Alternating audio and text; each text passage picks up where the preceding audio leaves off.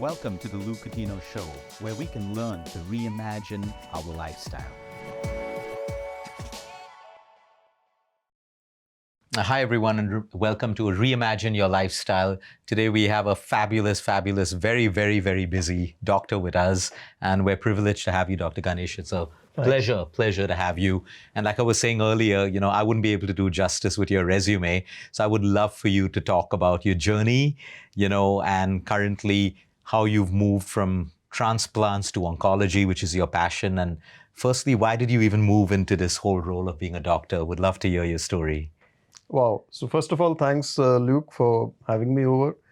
Heard a lot of great things about you and your team from a lot of our patients. And it's really very nice and heartening to see that you guys are doing so much of good work in changing people's lifestyles and getting them back on track and getting them to adopt healthier lifestyles, which I think is absolutely the need of the hour. So great work. And oh, thank you. We have patients who come from, being treated by you, and it makes the job, just half right. So much more easier than that. Right. So thank you for everything that you do as well. Right. Our patients speak so highly about your work and your expertise. So we're really grateful. Thank you. Great. So I've been a Bombay boy all through. I started in KEM Hospital and then did my postgrads in surgery from the Sion Hospital in Mumbai.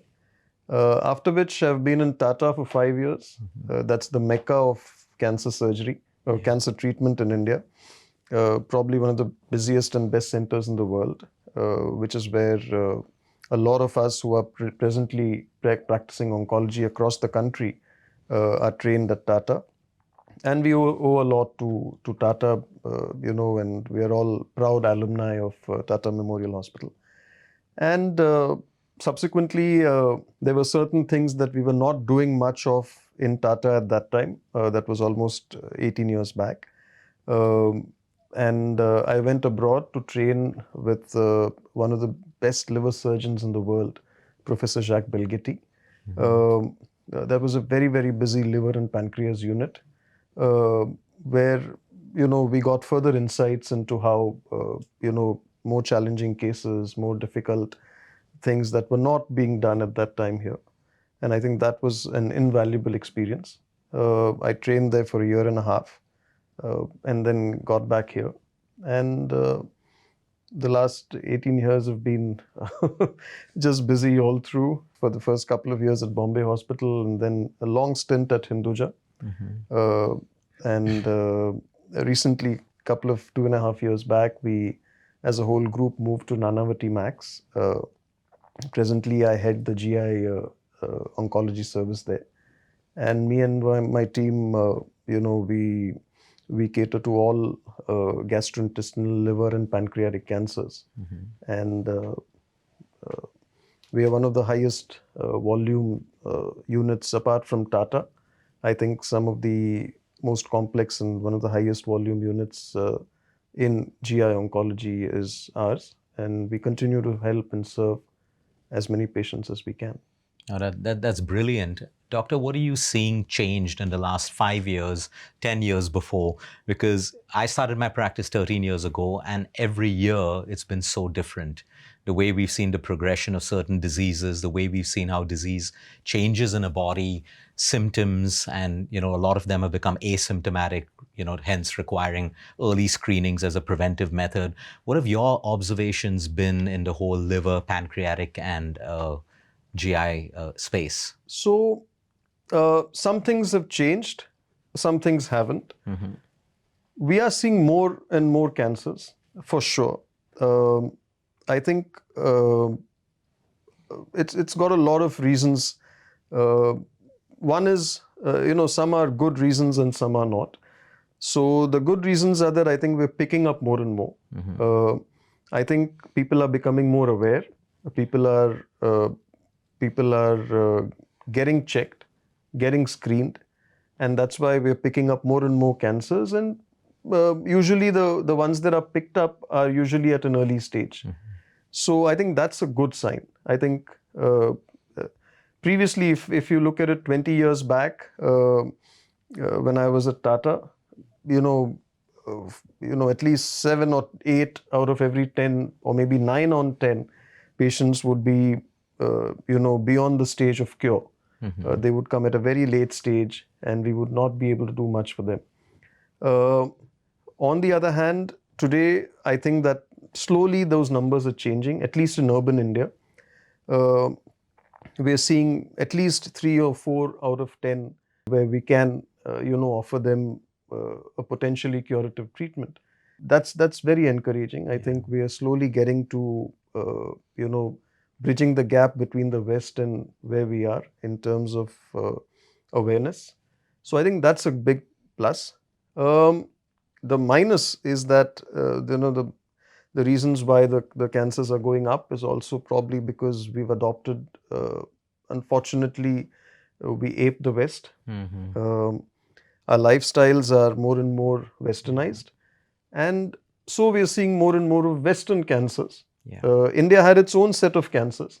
So 20 years back, so cancer is a very interesting disease because, there are certain cancers which are more prevalent among the economically challenged population.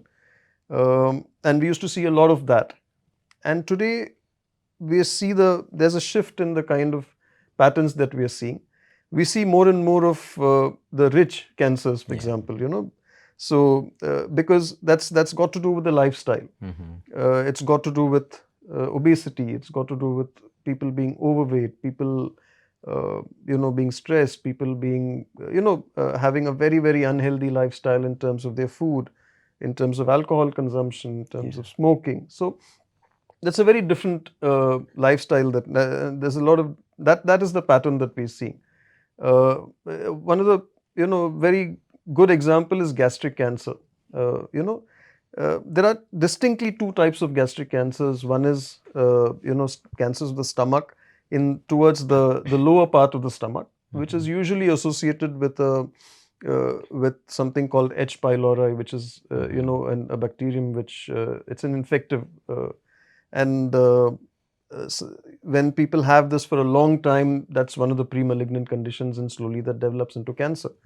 And that was typically seen in lower socioeconomic groups, where they didn't have access to clean water, or, they would chronically be infected.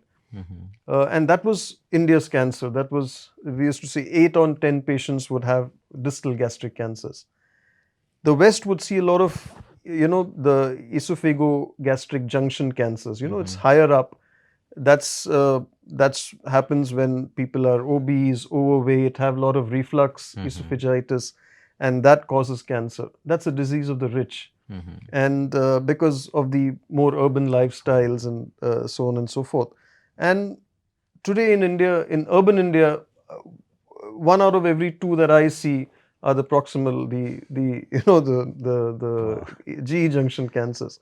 So it's very interesting, the kind of change in, the pattern of cancer that we see. On the other hand, rural India still has a very different, very different demographics in terms of the cancers that we see in rural India.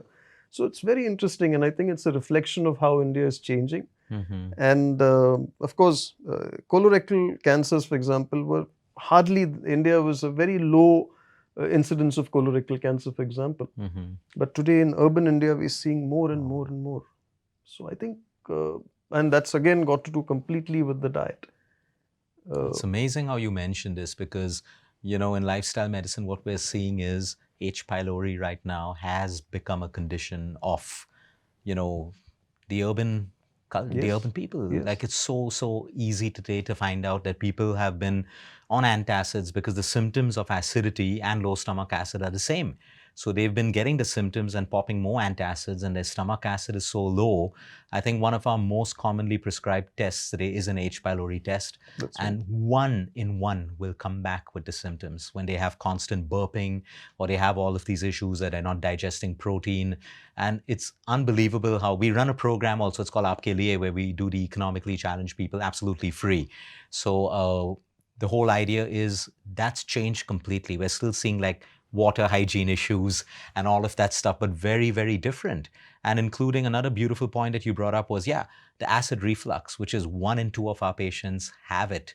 And because of late night meals, overeating, and purely lifestyle. And we never saw this 10 years ago. Absolutely. We were dealing with normal weight gain, and people were changing cultures, like you said, aping the West, and slowly introducing those bad habits. But today it's become pretty uniform. So, doctor, I wanted to ask you, since you were on the topic of the gut, when you mentioned diet, you mentioned all of these things. What are some of the changes that you think the country needs to make right now in order to have better gastric health? Because besides the cancer, I mean, before the cancer, there are always symptoms. It's acidity, it's low stomach acid. What do you see from the eyes of an oncologist? Yeah. When it comes to dietary and food habits, I think what the traditional Indian diet and the traditional Indian teachings, or the tenets that you have an early meal, you space out your meals well, you include a lot of fruits and veggies in your meals. Those things are definitely something that holds good. I think another very good aspect of the Indian diet was that it's always fresh. Our mothers always cooked fresh food for us. Most of us are yet lucky in India. I think a lot of homes still follow the same thing. Compare that with a Western lifestyle, where I know that for example, some of our friends and relatives who stay there have their refrigerators stocked with processed foods because they just don't have the time. And I think slowly, if you see the very nuclear families, people extremely busy, don't have time to or access to freshly cooked food, are adopting more and more of processed meals. This is one of the causes of colorectal cancers. The additives that are added in processed foods, unfortunately, the emulsifiers that are added in processed foods are one of the carcinogenic agents. I don't mean to scare people, but unfortunately, that's true. It's the truth, yeah. It's true. And that's one of the reasons that processed foods or refrigerated foods or these frozen foods are it's okay for an occasional consumption, but it's definitely a no for a daily consumption. Yeah. So I think that's something that the uber urban India, the millennials need to take stock of, because maybe it's unfortunate again that we are seeing a lot of young patients coming to us with cancers, which we were not seeing 20 years back. It was usually a disease of the old people beyond 50s, 60s, 70s would come to us. The occasional patient would be young. Today in my clinic, 1 in 4 patients is below the age of 40. Wow. It's alarming because, and again, it's got to do with a lot of lifestyle issues. Apart from the fact that, yes, there's genetics, which has got a big role to play. True, there's the environment, there's pollution, there are a multitude of factors, but I think the diet definitely has a big role to play, and I think that's very important. Processed foods, a good balance of carbs and proteins and fat. Extreme diets are always a problem sometimes. The other thing that we notice is one of the flip sides of the typical Indian diet, which I see, is that a lot of our purely vegetarian patients are usually obese because of they've been having just carbs all their lives, and but they were more active 10 they years were more ago. active. Yes, they were. But at the same time, we do see that they have low reserves in terms of proteins. So a mix and match of carbs and proteins, I think, add to it a little bit of fat, and I think that would be your ideal diet with a lot of greens and a lot of fruits and vegetables, and healthy cooked meals. So one of the other factors for cancers is known to be red meat. Especially smoked red meat in high quantities is a known carcinogenic agent. And the other thing is, of course, obesity is one of the causes of cancer as well. Whether you look at colorectal cancers or pancreatic cancers, there's very clear evidence now that obesity and long-standing obesity or being overweight is one of the factors that increases the incidence of these cancers. And it's all got to do with more and more carbs that you keep loading in. And a So, sedentary lifestyle. You know, going back to this eating of outside food versus home food, we had maybe a 30% population of patients who were just not getting better with their gut issues and lifestyle. And then COVID happened. In the first 1 month of COVID, this batch of 30% of patients who would never get their results started beautifully changing. And the only one change was they were forced to eat home food. And it's unbelievable how things like chronic constipation, gas, acid reflux, the only change that happened was the food. They were eating outside food most of their meals because they were either traveling or just, out with their friends. And all of that stopped in the first couple of months. And it's unbelievable, just that one change of moving from outside food to home food brought about so much of normalcy in their overall bowel movement, their gut, their liver health. We had people with a grade 1 come to a mild just by changing how they eat. Are you seeing a lot of fatty liver cases today, non-alcoholic as well as, of course, alcoholic fatty? yes. Could you talk about that? And if it's not treated or people don't change their lifestyle, actually how bad it could get? Because one of our biggest cases right now are cirrhotic livers in young people, non-alcoholic. And that's very alarming for us. I would love for you to share some info on that. So liver cancers is one of my my passions. We've been doing, and we get cases from all over the country and even from abroad because of our expertise in liver cancers. So it's been very interesting and very, very pertinent question, because we've found that there's been a big change in the demographics of liver cancers as well. And there's a condition called hepatocellular carcinoma called HCC, which happens in the background of cirrhosis. And we found that previously we would get most of the patients with HCC in the background of either a hepatitis B or a hepatitis C. Because that was an era in India where blood banks were unregulated 20, 30 years back. People were not screening blood enough for Hep B or Hep C. People were not very particular about the use of intravenous. There were a lot of hospitals or doctors would use repeat using needles. Some drug abuse was fairly rampant, the IV, the injectable drug abuse. So all of this would cause a lot of hepatitis B and C, and these patients over years would develop tumors. And that was the most common cause at that time. Fast forward today, where hepatitis B and C both are treatable now. There are drugs available, so those numbers are coming down. And what's going up is the non-alcoholic steatohepatitis, that's called NASH.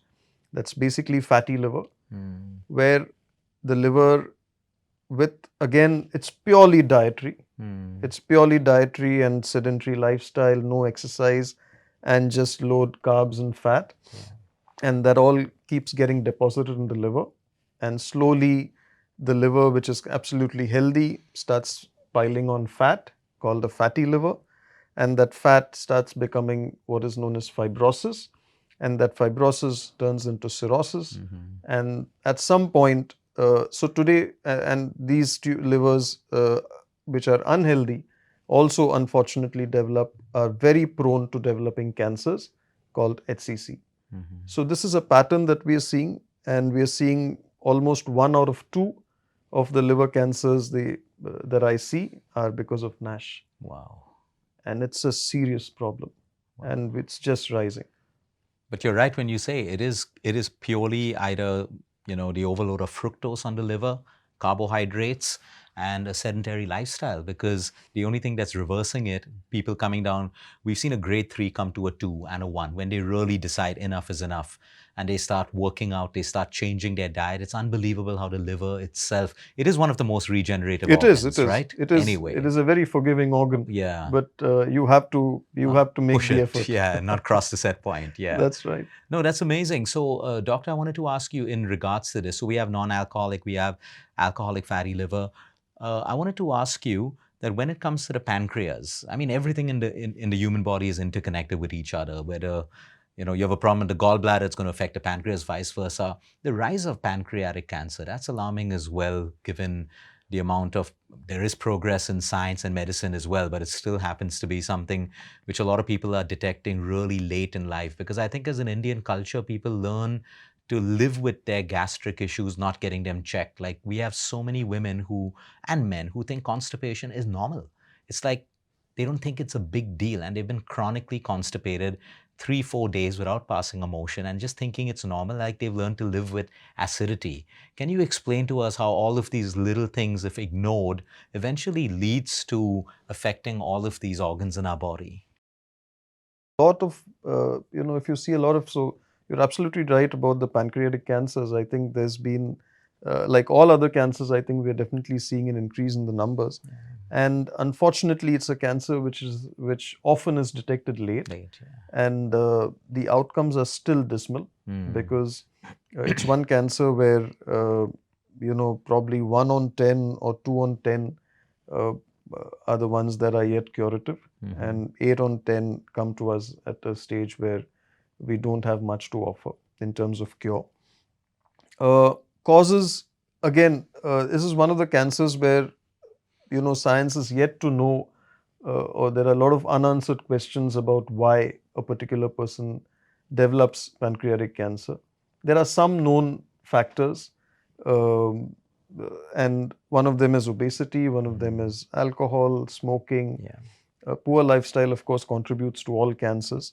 But there's a lot which is yet to be discovered when it comes to pancreatic cancer. But what is important to know is that, as you very rightly mentioned, is that people should learn to not keep tolerating or putting up with symptoms, and they need to get to a doctor early and get investigated, and that's the only chance that they have to kind of get things sorted. The gut microbiome is another huge area of research now, which is supposed to be one of the core factors or causes of any cancer, especially gastrointestinal or liver or pancreas. But it's got a role to play in all abdominal cancers. So it's a very interesting concept because, the human gut has got microorganisms which reside. They're normal, all of us have these microbes, and there are millions of them. There are 10 times the number of microbes than the number of cells that we have. So it's a huge colony of microorganisms that reside within our gut. And a lot of them are friendly bacteria. They help process food, they help maintain certain balances and checks and balances in the body. And with more and more chronic inflammation, sometimes, people just pop in antibiotics when they're not needed. There's a lot of antibiotic abuse that happens in India. There's a lot of, this is another scary situation, is that a lot of non-vegetarian food today is, I'm not sure if, you guys are aware that a lot of chicken, for example, or they are fed with antibiotics to kind of increase the yield. And so all that is kind of processed. And unfortunately, these antibiotics have a harmful effect on the resident flora of the gut. And that changes a lot of balances. And in fact, that is one of the common, that's now touted to be one of the most important causes of cancers. And apart from cancers, a lot of other problems like autoimmune conditions or, inflammatory bowel disease, all of these are linked to the gut microbiome. So that's very interesting. And the next 5 to 10 years is going to be a lot of research and a lot of work being put into the gut microbiome. So thanks for sharing that, doctor. So what would your advice be in terms of screenings? See, we have symptoms, and we always tell people, if you have gut issues, you don't take it lightly because your body's telling you something's wrong, whether it's indigestion, whether it's bloating, whether it's acidity. What would your advice be to people? What are some of the screenings we can do as a preventive method to kind of, be in track with our medical checkups and everything else? So again, very pertinent question. Let's talk about screenings from each cancer point of view. I think that will be more, Yeah. that will be easier. So we can start with colorectal cancer, where I think the most important thing is to not ignore blood and stool. I think in if I talk to a lot of my patients, I think a lot of them, when they come to us, after the entire diagnosis has been made, and you ask them, since when have you been having these symptoms? It's usually 6 months. 6 months is a long time to be tolerating or putting up with passing blood and stool. And then you realize that it's just 15-20 days back, when it really got out of hand, that they actually went and got tested and got investigated. Because everyone thinks that blood and stool is just piles, or one of those perianal conditions. And people don't really think that this could be something more sinister. And I think that's important. That awareness is very important. So I think if there's one message that needs to go across, is not to ignore a symptom that is persistent. Any alteration in bowel habits, which is chronic. I mean, I can understand that, occasionally people get constipated or have loosies, but if it's a chronic thing, where it just keeps happening over a couple of months and it's not getting better, or if one is passing blood and stool, that's not normal, and they need to go to a doctor and get checked, and that's important. And even if somebody is young, it can still be, it could very much still be a cancer. So I think that's important, because usually people think that, I'm young, I'm just 30 years old, why would I? Yeah. So, it wouldn't even cross their mind. But unfortunately, I'm seeing 1 in 4 of my patients are young. So I think that's very important for people to be aware of, because these are all completely treatable conditions if you pick them up early. So we need to absolutely be, aware of this. Any weight loss which is persistent, I think it's important to not ignore that. I mean, people tend to associate it as a good thing. They've been trying to lose weight for a long time, and when it actually happens, they're delighted. Yeah. But when it's not in sync with the efforts that you've taken. I mean, if you've not really started working out or changed your diet and you're still losing weight, that means there's something happening inside. So I think you need to be aware of that. I think that's important. Every diabetic, I think, needs to be screened, whether they have fatty liver. And if they have fatty liver, or anyone who's obese, anyone who's overweight, must get screened for a fatty liver. And if you do have fatty liver, I think a regular ultrasound, at least once in 6 months, once in a year, is important, so that you can pick up these tumors much earlier. In a Western country, if colorectal screening is very common, people do get screening colonoscopies done on an annual basis. It's not yet prevalent in India, and we don't recommend it in India either, because the incidence is way lesser than the West even today. But there are certain familial conditions. Certain colorectal cancers run in families, and we definitely advise screening for those families. Right. But again, never to ignore a symptom. Always, get to a doctor the moment you have a symptom that is persistent. Another area where, pancreatic cancer, which we spoke about some time back, the commonest manifestation or the commonest presentation is jaundice. And people, again, in India, even a lot of educated people or urban people still continue to think that it is, something that can be treated with Ayurveda or homeopathy, and they keep taking medication. Still, the jaundice is so severe that it's not settling down, and then they come to us. So a painless jaundice is one of the signs of pancreatic cancer. It's different from the regular viral hepatitis that happens because of bad water or food, the hepatitis A, which is what we normally, the colloquial jaundice or kavil in Marathi would be that jaundice. But a lot of patients mistake, the jaundice because of the cancer for this jaundice, and then just keep taking some local medication, some quacks keep treating them, and then suddenly they end up with an advanced stage of the disease. So these are some of the, it's rather than screening, which in India is difficult because of a 1.5 billion population. So screening is very, very, it will be a huge economic burden. And I don't think it's, from an economic standpoint, it's not a viable option for a country like India.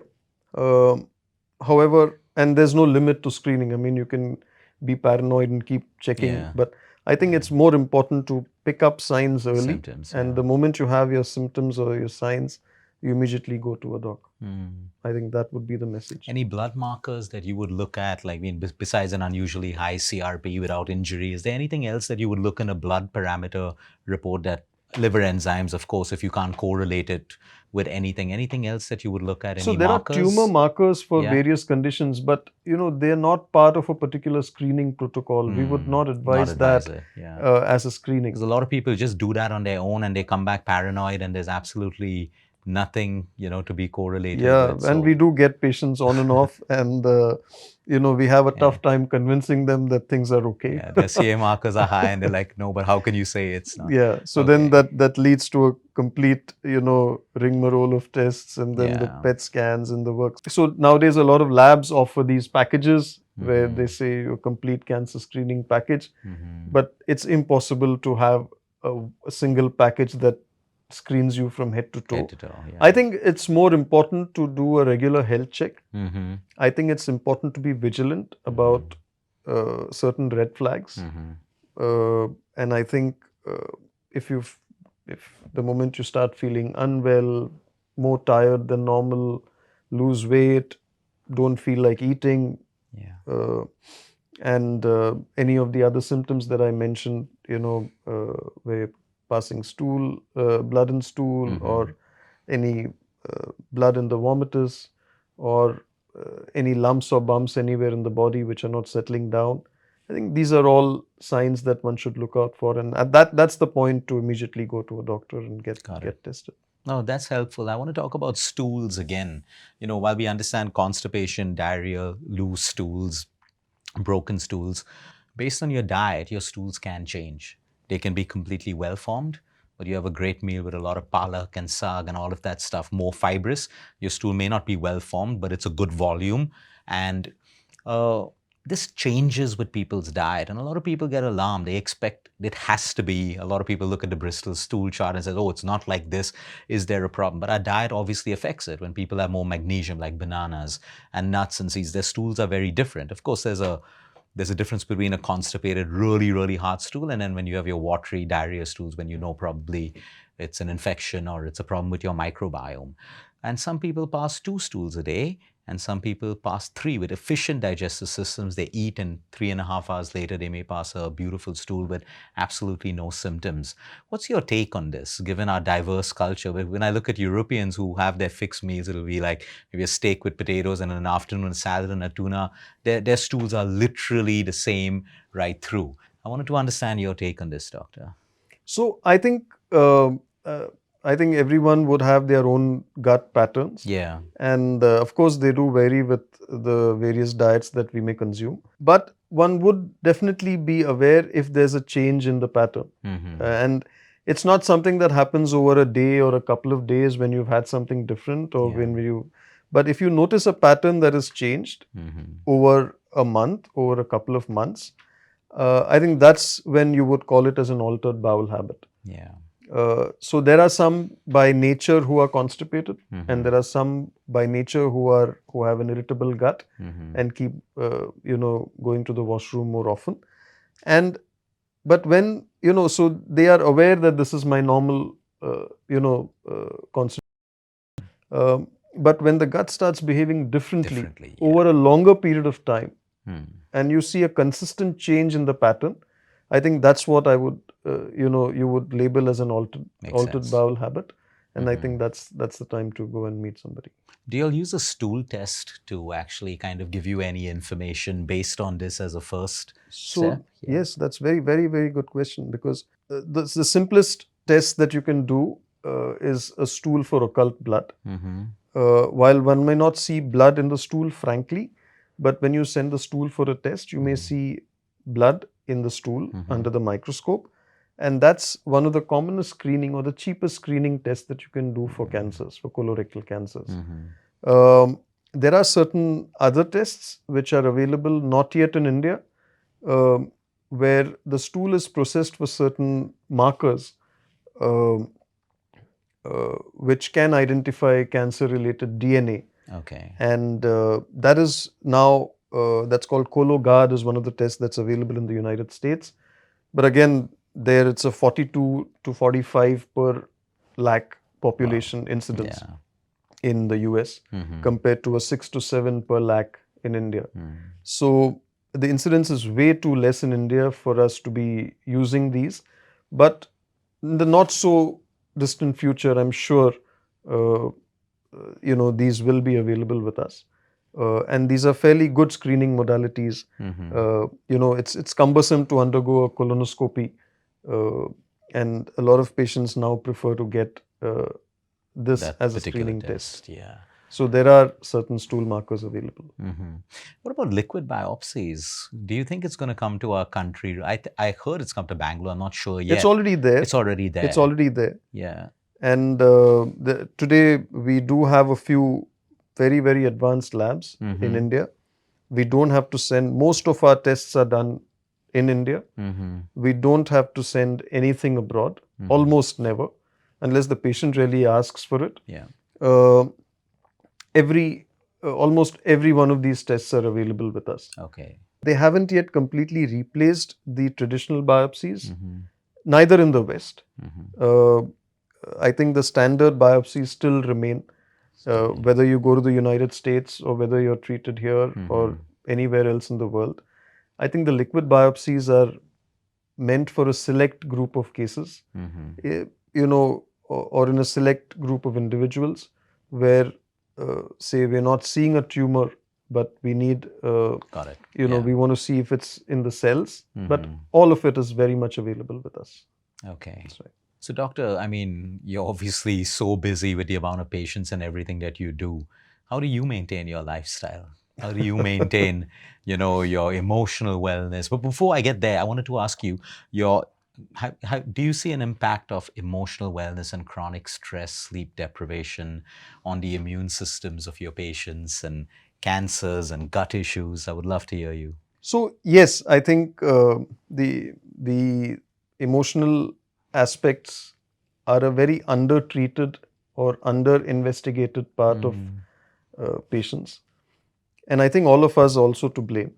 I mean, I would, we don't really delve into the emotional well-being of the patient when we discuss cancers. Of course, when they come to us with a diagnosis of cancer, they're usually broken, they are anxious, they are scared, they are, there are a variety of emotions. But, what we've always noticed is that, everyone has a different reaction when they're diagnosed with cancers. And we've always found that patients who are very positive, patients who, have their chin up and say, okay, let me see, let's face it. And they sail through the treatment. They really do. And time and again, we've seen that. I mean, it's never coincidence. I mean, we used to think that, how would that change things? But that's something that's not really studied, that's not documented, or, but there's a very clear correlation that we see between, a patient who's cheerful, who's positive, who says that through with this, vis-a-vis a patient who is, depressed, who's broken, who says, I might as well die. People have convinced them to somehow come and get treated. And we've noticed that all the ones that are very anxious, who keep doubting what is going on, who can't trust anybody else, who don't, and we've always found that those patients always struggle in the course of their treatment. And the same treatment is given to A, B, and C, different but outcomes. you see different outcomes. And probably it's got a lot to do with their emotional well-being. So I think it's got a huge role we to see play. that too, doctor. I mean, drastic difference from the time they're diagnosed, their attitude, through their chemos, through post-surgery. Their attitude just makes this insane difference in their outcome and even in their side effects. Like literally sometimes, so we work very closely with Tata Memorial, and a lot of our patients go there for chemotherapy and radiation. And they're like, the ones who are happy, who have just come in smiling, some of their side effects are, they don't even get certain side effects compared to the other group that's getting the same kind of chemotherapy. No, thank you for sharing that, because that gives a lot of hope to people as well. Everything may not be documented, but we definitely get to choose our attitude or try to kind of, work towards that attitude. Yeah. So back to you. Tell us about your lifestyle, how you manage your time, your emotional wellness, your health, being so busy. As far as emotional well-being is concerned, yes, I think for doctors that's a challenge, because we're faced with very stressful situations throughout the day. But we over time we do develop coping strategies. We do try and not pin down everything that happens to what we are doing. To understand that sometimes nature can have other plans in spite of the best efforts that you do. And I think that's important for every medical, whether it's a doctor or a nurse or anyone who's in the healthcare space should understand that. Of course, we try our very, very best for every patient. But sometimes, things do get stressful when things don't go as planned. But I think balanced mind is very important, and I think that's something that all of us have to work on.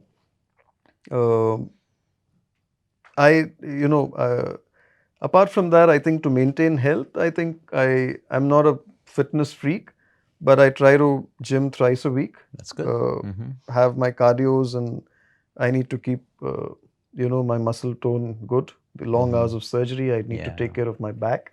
So I try and do a few things.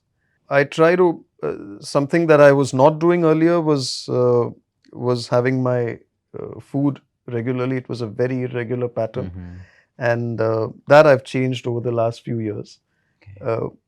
Even if it means taking a 10-minute break between a long surgery, I make it a point to come out, have a bite, get my,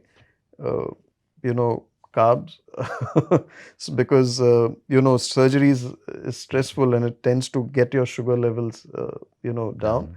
So I need the complete focus has to be there. So have a light meal and then go back to surgery. Amazing. Otherwise, nothing really much. But I do try and maintain a fairly healthy lifestyle. No, thanks. Thank you for sharing that. Doctor, have you seen miracles in your career? I mean, but, I have a couple of surgeons that we work with at Stanford, neurosurgeons, and a lot of them now after, like when I ask them this question, they say, Luke, if you asked me this 30 years ago, I would say, we don't believe in it. Everything is science. But today they say every time we open up the human body for whatever it is, we either see intelligence, we see miracles, we see science, we see everything working. And given the fact that, you did transplants before and now you're opening up bodies with cancers, what do you see? Do you see an intelligence? Do you see an energy? I just want to know, what you see when you do that. So, miracles, yes, they do happen. They happen, and we see it in patient outcomes. There are patients where we think that this person is, scientifically probably has 6 months to a year, and 3 years down the line, they're still fine and healthy and beautiful. We've also seen the other side, where somebody with a very early stage cancer, where we say, this is fine, go ahead. And then 6 months later, and it's like, I'm completely heartbroken. This guy has come back with metastasis elsewhere, and it's unbelievable about, how can a stage 1 cancer suddenly come. So we've seen it all. and that's why I said that everything is not under our control. Correct, yeah. There are a lot of things we don't know. There are a lot of things that we don't control. And we all know that there's a higher power that controls this. And, and miracles do happen. And when they happen, it's so pleasant. Yeah. It's so good. Are you a spiritual person? Religious? Spiritual? I wouldn't say very religious. But spiritual. But yes, I do believe in a higher power. I am spiritual. Has your profession kind of made you more spiritual yes, it along makes the us way? very humble. And it makes you very humble because you know that you don't control much. While you do whatever you do, but somebody else pulls the strings. Absolutely. Doctor, this has been amazing. Before I let you go, what advice would you give to our audience today? The position you've reached, the entire department that you had, that comes with responsibility and everything else. But if you had to, if everyone was watching you right now, what message would you give to people in regards to their health, life, the way they live? What would that advice be? No, I think it's important to find the right balance in life. I think it's important to maintain a fairly healthy lifestyle. It's important not to take yourself too seriously. I think we all are guilty of it at some point. But I think it's important to, and I think important to give yourself time, which a lot of us don't do.